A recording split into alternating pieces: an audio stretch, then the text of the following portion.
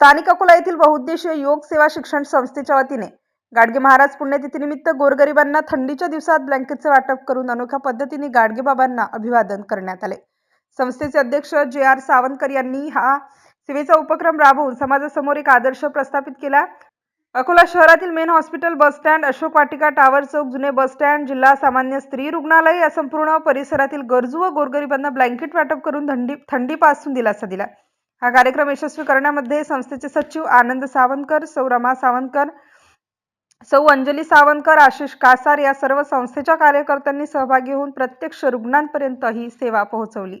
तसेच या युवा कार्यकर्त्यांनी तरुणांमध्ये प्रेरणा निर्माण व्हावी म्हणून हे गोरगरिबांची सेवा हीच ईश्वर सेवा आहे असे उदाहरण देऊन प्रत्यक्ष सेवा करीत असताना रुग्णांची विचारपूस करून त्यांच्या गरजा ऐकून घेतल्या। सावंतकर अशा प्रकारचे सेवेचे कार्यक्रम नेहमीच उत्तम नियोजन करून गोरगरिबांना लाभ मिळवून देतात। तसेच शैक्षणिक आणि रुग्णमित्र म्हणून रुग्णांची ते मदतही करतात।